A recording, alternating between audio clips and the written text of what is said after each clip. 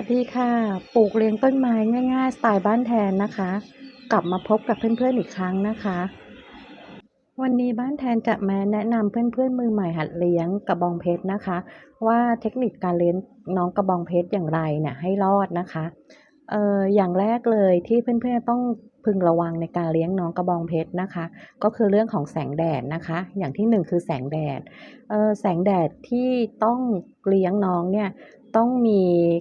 เอ่อความเพียงพอหมายความว่าแสงแดดที่ควรจะได้รับเนี่ยอย่างน้อยๆเนี่ยก็คือช่วงเช้าถึงช่วงประมาณ11โมงเช้าแต่ถ้าเกิดเป็นช่วงบ่ายก็ต้องมีการพรางแสงหรือว่าเทนแดดน้องก่อนออกแดดจัดนะคะการให้แดดกับน้องหมายถึงว่าให้น้องอยู่ในแดดแบบไหนเนี่ยก็ขึ้นอยู่กับชนิดของกระบองเพชรด้วยเบื้องต้นเพื่อนๆอาจจะสังเกตดูได้จากลักษณะของน้องๆกระบองเพชรนะคะ อย่างที่ง่ายๆก็คือว่าต้นกระบองเพชรที่เขามีหนามเยอะๆหรือว่ามีขนเยอะๆในการปกคลุมต้นของเขาเนี่ยส่วนใหญ่แล้วเนี่ยเขาก็จะได้รับแดดได้มากกว่าต้นที่ไม่มีหนามนะคะต้นที่รับแดดได้มากเนี่ยก็ส่วนใหญ่ที่พบนะคะก็เป็นพวกตระกูลแมมอย่างเช่นแมมขนนกขาวแมมขนนกเหลืองนะคะพวกนี้เนี่ยเขาจะมีขนแล้วก็มีหนามปกคลุมที่ตัวต้นเยอะนะคะ เขาก็สามารถรับแดดได้เกือบ100%นะแต่ว่ากระบองเพชรอย่างเช่นถ้าที่เพื่อนสังเกตก็คือพวกแอตโตเขาจะเป็นกระบองเพชรที่หนามเขาไม่มีนะคะเพราะฉะนั้นเนี่ยการรับแดดของน้องแอตโตเนี่ยก็อาจจะต้องมีการพรางแสงลงนะคะแล้วก็แดดแรงๆตรงๆเนี่ยก็อาจจะทำให้ผิวน้องของเขาไหม้ได้นะคะถ้าต้นกระบองเพชรของเราได้รับแดดไม่เพียงพอเนี่ยเขาจะแสดงอาการออกมานะอย่างเช่นต้นของน้องก็จะยืดยาวนะคะปลายยอดของเขาเนี่ยอาจจะเป็นหัวแหลมๆนะคะแล้วก็เอ่อการได้รับแสงแดดไม่เพียงพอเนี่ยก็มีผลให้น้องเขาเติบโตช้านะหรือว่าบางชนิดเนี่ยการออกดอกก็จะไม่ดีอะค่ะ เรื่องที่2ที่จะแนะนำนะคะเป็นเรื่องของการให้น้ำน้องนะสาเหตุของการตายของต้นกระบองเพชรเนี่ยสาเหตุแรกๆก็คือการที่น้องได้รับน้ำมากเกินไปนะคะกระบองเพชรเนี่ยหลักๆแล้วก็เขาเป็นพืชทะเลทรายนะแล้วเขาก็เป็นไม้โอบน้ำเขาจะเก็บน้ำไว้ที่ต้นแล้วก็รากของเขานะแล้วก็ค่อยๆดึงน้ำออกมาใช้นะคะเพราะฉะนั้นเนี่ยเราไม่จำเป็นต้องให้น้ำน้อง จำนวนมากหรือว่าให้บ่อยๆทุกวันนะคะหลักการง่ายๆในการดูแลน้องก็คือเราจะให้น้ำน้องกระบองเพชรเนี่ยตอนที่ดินเขาแห้งเท่านั้นหรือถ้าง่ายๆก็ประมาณอาทิตย์ละ1ครั้งนะคะวิธีเช็คดูว่าดินของเขาแห้งไหมนะเพื่อที่จะให้น้ำเนี่ยก็วิธีง่ายๆก็เพื่อนๆอาจจะหาไม้ปลายแหลมอย่างเช่นไม้เสียบลูกชิ้นเนี่ยก็จิ้มลงไปในกระถางของน้องนะคะแล้วก็ดึงไม้ออกมาดู ถ้าปลายไม้เขามีลักษณะชื้นๆหรือว่ามีเศษดินติดขึ้นมาเนี่ยหมายความว่าตอนนั้นเนี่ยในกระถางน้องยังมีความชื้นหรือว่ามีความเปียกอยู่นะคะก็ต้องเลื่อนการให้น้ำน้องออกไปก่อนนะคะแล้วก็วิธีง่ายๆอีกอย่างหนึ่งก็คืออาจจะลองยกกระถางน้องขึ้นมาดูนะถ้าเขายังมีน้ำหนักมากๆอยู่เนี่ยก็อาจจะหมายความว่ายังมีความชื้นหรือว่ามีน้ำอยู่ในกระถางของน้องอยู่เราก็ยังไม่จำเป็นต้องให้น้ำน้องนะคะ การให้น้ำน้องกระบองเพชรมากๆนะคะก็เป็นสาเหตุหนึ่งนะทำให้น้องตายได้นะคะเพราะว่ารากของน้องเน่านะคะอันนี้เพื่อนๆจำเป็นต้องพึงระวังนะคะเพราะว่าเป็นสาเหตุต้นๆที่ทำให้กระบองเพชรเนี่ยเขาเขากลับดาวแล้วเขาอยู่กับเราไม่นานนะคะ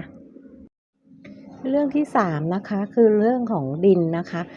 กระบองเพชรเนี่ยเป็นพืชทะเลทรายนะคะแล้วก็เป็นไม้โอบน้ำด้วยดินที่ดีที่ใช้ในการปลูกน้องกระบองเพชรเนี่ยก็คือดินที่มีความโปร่งระบายน้ำได้ดีถ้าดินแฉะนะคะแล้วก็อุ้มน้ำมากเกินไปเนี่ยจะทำให้กระบองเพชรเนี่ยเขารากเน่าแล้วก็ตายได้นะคะดินในการปลูกกระบองเพชรเนี่ยจำเป็นต้องมีวัสดุ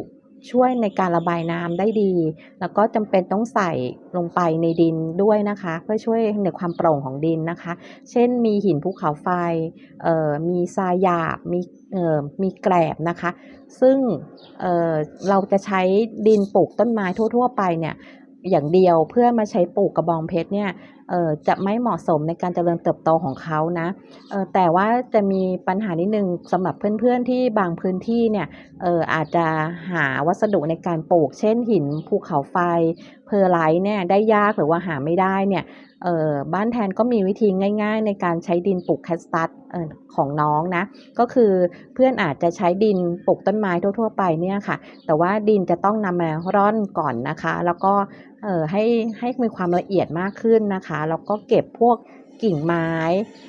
เศษดินก้อนใหญ่ๆเศษหินออกนะคะแล้วก็นำดินที่ร่อนแล้วเนี่ยไปผสมกับทรายหยาบนะคะอันนี้ก็สามารถช่วยในการปลูกกระบองเพชรได้เหมือนกันนะคะเรื่องที่4นะคะในการดูแลต้นกระบองเพชรนะคะก็คือเรื่องของปุ๋ยค่ะปุ๋ยก็มีความสำคัญแล้วก็จำเป็นไม่น้อยกว่า3หัวข้อที่คุยไปสักครู่นะคะต้นไม้ทุกประเภทเนี่ยจำเป็นต้องได้รับสารอาหารเนาะเพื่อช่วยในการเจริญเติบโตก็เช่นเดียวกับน้องกระบองเพชรเหมือนกันเนี่ยการให้ปุ๋ยเขาเนี่ยก็สามารถให้เขาเจริญเติบโตเอ่อในทางต้นที่ดีขึ้นหรือว่าการให้ดอกที่สวยงามกับเรานะคะ ทีนี้ต้นกระบองเพชรเนี่ยส่วนใหญ่บ้านแทนปุ๋ยที่ใส่ก็คือปุ๋ยออสโมโคสนะคะนี่ปุ๋ยออสโมโคสเนี่ยเขาก็จะมีอยู่2สูตรนะคะคือสูตรเสมอเนี่ยก็จะใส่ทุก3-5 เดือนนะคะอันนี้ก็คือช่วยบำรุงต้นดอกแล้วก็เอ่อของเขาเนี่ยให้มีความสมบูรณ์นะคะอันนี้ใส่ทุก3-5 เดือนแล้วก็อีกสูตรหนึ่งเนี่ยก็จะเป็นสูตรให้หมายถึง เร่งดอกหรือว่าเน้นให้การออกดอกของต้นกระบองเพชรนะคะสูตรนี้ก็คือสูตร12 25 26นะคะก็คือตัวนี้จะใส่ทุก 6-8 เดือนนะคะทีนี้ทำไมค่าตัวเลขของสูตรปุ๋ยเนี่ยมันถึงต่างกันนะถ้าเพื่อนเห็นสูตรให้ดอกเนี่ยจะเห็นว่าตัวกลางเนี่ยเขาจะมีค่ามากกว่านะคะเพราะว่าถ้า3ตัวที่เพื่อนเคยเห็นบนถุงของปุ๋ยเนี่ยเพื่อนจะสังเกตว่าเขาจะมีตัวเลขอยู่3ตัวนะคะตัวแรกเนี่ยก็คือไนโตรเจนเขาจะช่วยถ้าเกิดมีค่าสูงเนี่ยก็คือเขาจะเน้นเรื่องการบำรุงต้นนะส่วนตัวเลขที่2เนี่ยที่เพื่อนเห็นก็คือหมายถึงฟอสฟอรัสเนี่ยถ้ามีมากก็คือช่วยในเรื่องของการบำรุงดอกนะให้น้องออกดอกได้ดีขึ้นก็จะเป็นค่าตัวกลางตัวที่2เนี่ยจะมากกว่าตัวอื่นแล้วก็ตัวสุดท้ายก็คือตัวที่3ก็คือโพแทสเซียมนะโพแทสเซียมเนี่ยเขาจะมีถ้ามีธาตุโพแทสเซียมเยอะเนี่ยเขาก็จะมีส่วนช่วยในการให้ดอกของต้นมากขึ้นนะคะถ้าค่าตัวที่3มากเนี่ยส่วนใหญ่เขาก็อาจจะไปใส่ในต้นไม้ที่เขาเน้นให้ออกดอกเขาเรียกว่าออกลูกดกอะไรประมาณนี้นะคะแล้วก็อาจจะมีทำให้ผลที่ออกมาเนี่ยมีรสหวานนะคะอันนี้ก็แนะนำเพิ่มเติมเนาะสำหรับเพื่อนๆที่จะซื้อปุ๋ยในการบำรุงต้นไม้นะอันนี้ก็ไปใช้ได้กับต้นไม้ประเภทอื่นๆด้วยนะคะในการดูว่าเราจะเน้นต้นเน้นดอกหรือว่าเน้นผลนะคะก็ง่ายๆก็คือ3ตัวเนี้ยก็คือเพื่อนๆท่องไว้เลยว่าคือต้นดอกแล้วก็ผลนะคะแล้วเราอยากให้ตรงส่วนไหนของต้นไม้เจริญเติบโตเนี่ยเราก็จะเน้นค่าในตัวนั้นนะเรื่องสุดท้ายนะคะสำหรับมือใหม่หัดเลี้ยงกระบองเพชรนะคะก็คือเรื่องของศัตรูของต้นกระบองเพชรนะคะศัตรูของต้นกระบองเพชรเนี่ยก็มีอาทิเช่นเพี้ยแป้งเพี้ยหอยหนูหอยทากหรือว่าสัตว์เลี้ยงในบ้านของเราเนี่ยค่ะสัตว์เลี้ยงแสนรักของเราเนี่ยแหละเช่นหมาหรือแมวนะแต่เรื่องของศัตรูของกระบองเพชรพวกแมลงอะไรพวกนี้นะคะเราก็มีสารเคมีในการใส่ในการช่วยป้องกันแมลงเนี่ยที่ผู้เลี้ยงกระบองเพชรนิยมใส่ก็คือตัวสตาร์เกิลจีนะคะการใส่สตาร์เกิลจีเนี่ยวิธีการใช้ก็คือใช้โรยรอบๆโคนต้นของกระบองเพชรเนาะแล้วก็ใช้ดินหรือว่าหินเนี่ยโรยทับตัวสตาร์เกิลจีไว้นะคะเพราะว่าสตาร์เกิลจีเนี่ยเขาไม่ควรได้รับแสงแดดโดยตรงนะเพราะว่าคุณภาพหรือว่าประสิทธิภาพของเขาเนี่ยจะลดลงนะคะสตาร์เกิลจีเขาจะออกฤทธิ์เมื่อเขาโดนน้ำหรือว่าเจอความชื้นในดินเนี่ยนะคะเขาก็จะมีประโยชน์ในการช่วยป้องกันพวกแมลงต่างๆในการมาทำลายต้นกระบองเพชรของเรานะสตาร์เกิลจีเนี่ยจะใช้ใส่ทุกประมาณ 3-4 เดือนนะคะ แต่จริงๆแล้วพื้นฐานในการเลี้ยงกระบองเพชรเนี่ยถ้าน้องเขาได้รับแดดนะคะแล้วก็เขาแสงแดดที่เพียงพอเนี่ยค่ะอยู่ในที่อากาศถ่ายเทนะไม่มีความชื้นมากนะคะแล้วก็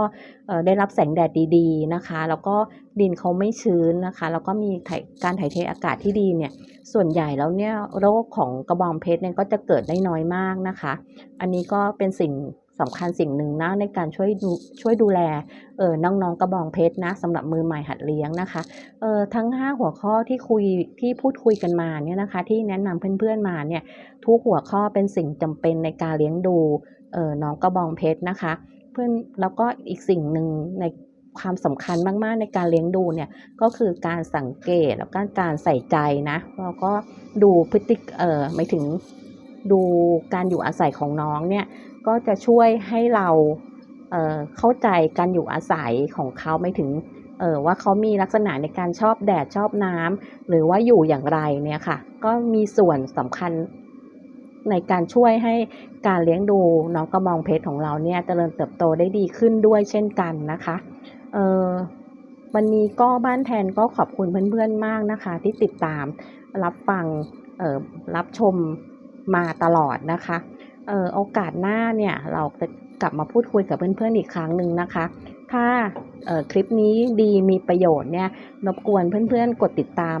บ้านแทนด้วยนะคะขอบพระคุณมากๆค่ะ